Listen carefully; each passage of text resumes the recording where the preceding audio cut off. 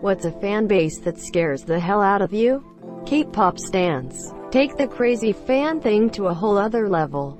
Yes, I'm Korean and have had people try to befriend me, date me, speak terrible Korean to me, get angry at me when they learn I don't know some K-pop group because I'm betraying my heritage. Very not fun. Your heritage. Lol. Ah yes, the great history of K-pop.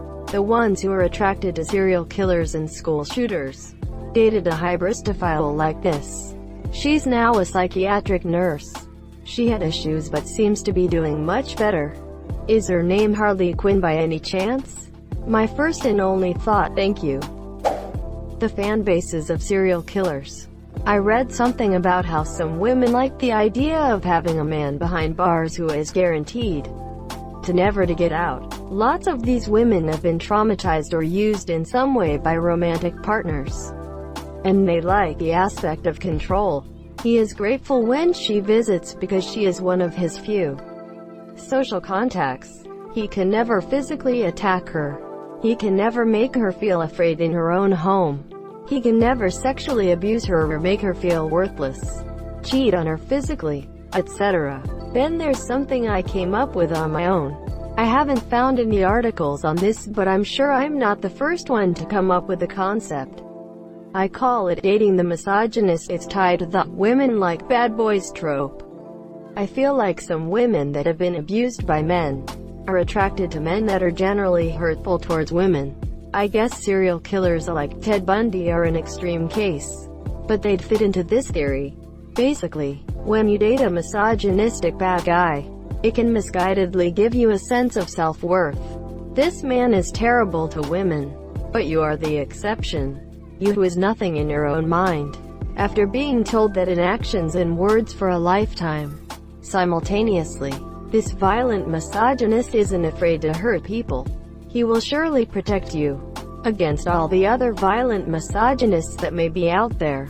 I read something once. I think it was Virginia Woolf. Not sure. It was some classic old feminist sentiment from a certain era. That is pretty extreme. It went something like, when a woman marries, she decides to become the property of one rapist rather than many.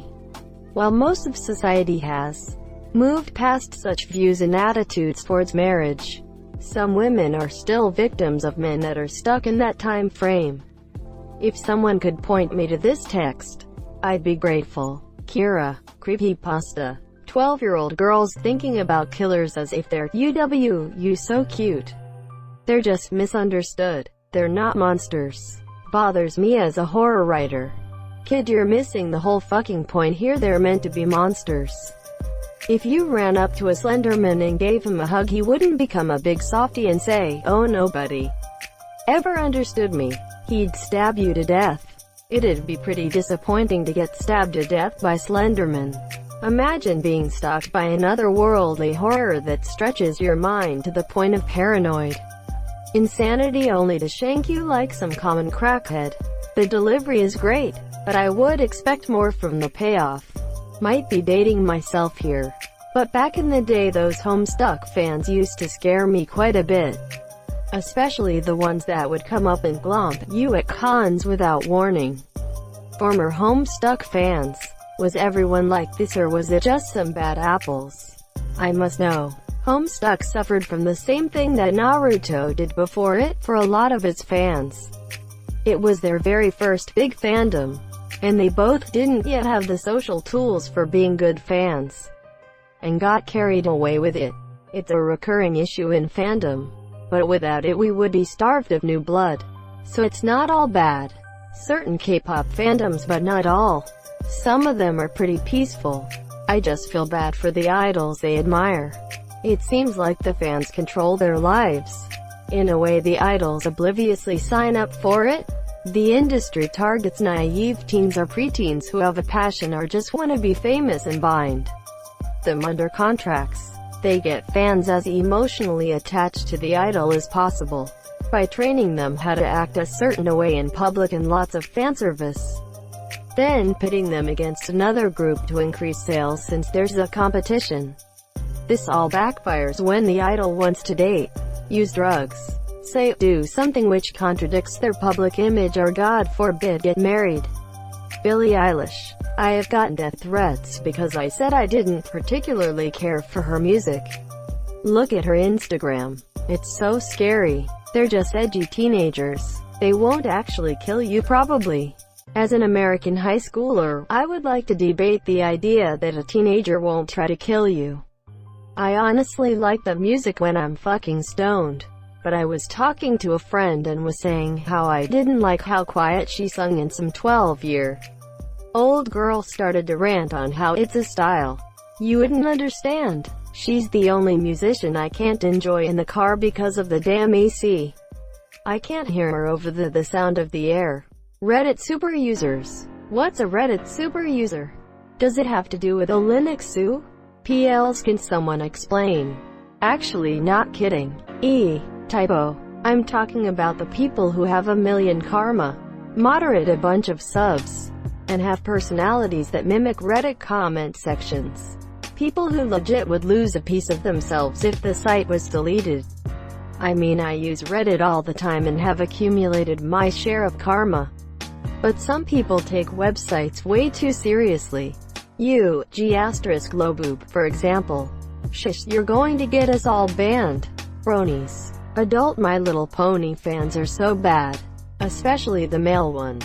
I'm personally more a fan of the older generations, and I can't tell you how many men tried to invalidate my opinion on the basis that the older show sucks. You're not a real fan if you don't like the new show. I'm so sorry that I was a little girl and invested in the franchise for little girls. You don't have to be so mean about it. LMAO. The fans in Webtoons comment section. I just read the new chapters on my Webtoons and bounce. Went there once. Never again. I read Webtoon romances because romance is my favorite genre, and those comment sections get real sexual real fast. I get that asterisk insert main character's name here asterisk is hot and muscular. But when every single top comment is about a freaking drawing of muscles instead of something constructive or funny, I get mad. Not sure if it's a fan base, but that weird baby monkey thing on YouTube where a bunch of random people comment harsh things in the comment section of baby monkey videos. It honestly scares me how normal some people can seem but partake in activities such as these. I must be out of the loop. What on earth? On YouTube there's some sort of sick cult of animal cruelty that for some reason focuses on monkeys. Particularly baby monkeys. You probably haven't heard of it because YouTube do a good deal of censoring bad videos that even gain the slightest bit of traction. But some googling of YouTube monkey torture will bring you to news articles. There are videos of baby monkeys up on YouTube, right? A lot of them have people giving graphic descriptions of how they'll mutilate the baby monkeys and things like that. It's surreal as fuck. Ah, that's so sad. Monkeys are the cutest animals. They must be protected and loved. Undertale fangirls. I used to be in there and it was terrifying how many entitled kids on there were talking about killing people and not in the actual game. Yeah, the fanbase is terrible. However, the game is amazing. It's a shame that the loud minority is how they are.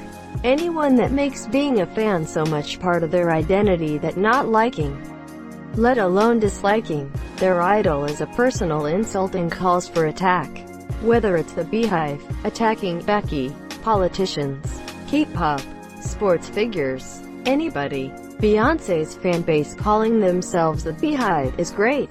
They follow their queen and have a hive mentality. Probably read lots of BuzzFeed articles too. I'm actually really scared of the bronies. I stopped watching My Little Pony a while ago because just watching it and knowing that they exist and are watching the same thing. Confession post by a staff member at a convention. We met a little girl who was there with her family. She got a button drawn at our booth, told us all about her favorite ponies, and was overall just too damn cute. She had an MLP lanyard filled with pins she had gotten in the vendor's room, and gave me a Fluttershy pin because she liked my cosplay. She ended up just hanging out with us for a while and being super cute. We call her Babby because she's 11 and precious. The next day, she runs up to the booth, terrified, and asks if she can please hide under our table for a few minutes. Turns out a dude had been following her around the con all day, and tried to get her to come up to his hotel room alone.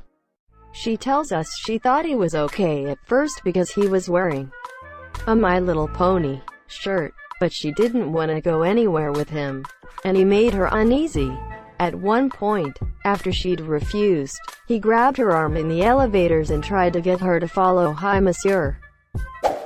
She ran, and now she wants somewhere to hide. We tell her, of course, hurry her behind our booth and fucking station ourselves around her because she's 11 years old.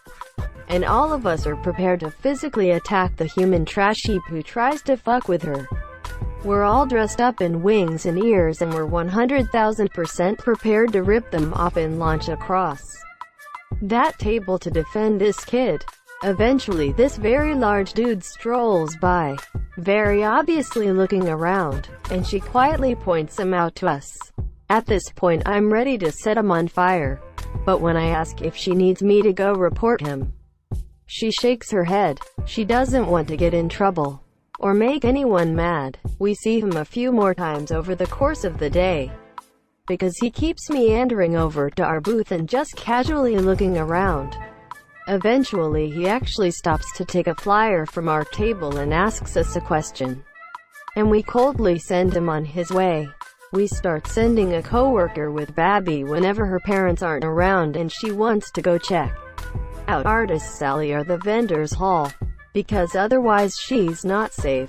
What the fuck? How do you not report the pedophile trying to kidnap a kid to both con security and the fucking police? Yeah, this seems less like a "you want us to go report that guy" situation, and more like a "stay here with the rest of the group while we go report that guy" situation.